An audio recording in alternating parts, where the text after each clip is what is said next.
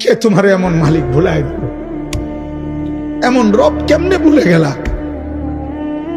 এমন মালিক কেমনে ভুলে গেল?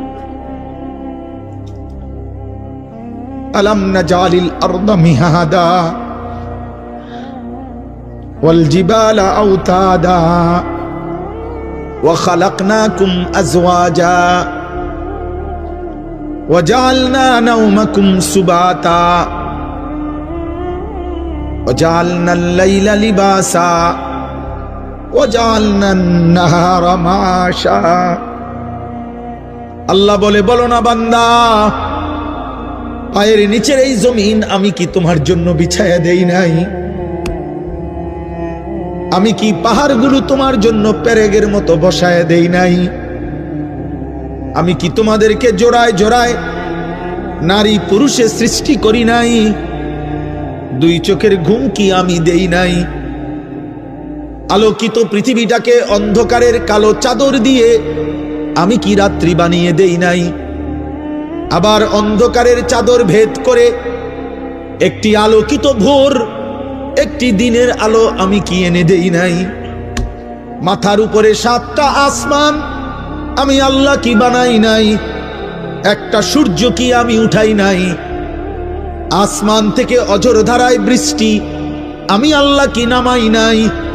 জমিন থেকে উৎপন্ন ফুল ফসল আমি কি তোমার জন্য বের করি নাই? এত কিছুর বিনিময়ে বান্দা আমি বুঝি একটা সেজদাও পাবো না? আজ ঘরে যাইও না আব্বা। এই ছেলেরা যে কয়জন এখানে বসছো, নামাজ পড়ো নাই, ঘরে যাইও না, ঘরে যাইও। মসজিদে যাইও, মসজিদে মালিকের সেজদা দিয়ে যাইও। বেনামাজি যদি ঘুমায় যাইয়া ঘুম যদি আর না ভাঙ্গে, রাত যদি আর ভোর না হয়,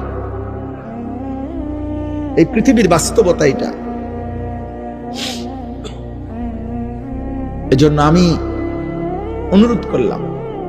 আল্লাহ বলেন, বান্দা সব তো আমার প্রশংসা করবা না কেন? রব্বিল আলামিন, আমি তো জগৎ সমূহের পালন কর্তা। আমি শুধু সৃষ্টিকর্তা না যে বানাইয়া ছেড়ে দিছি।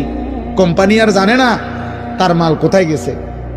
দুনিয়ার কোম্পানি তো এমন হয় যে কোম্পানি বানাইয়া ছেড়ে দিছে, বাজারজাত করে দিছে, প্রোডাক্ট করে, এখন আর কোম্পানি জানে না তার মাল কোথায়।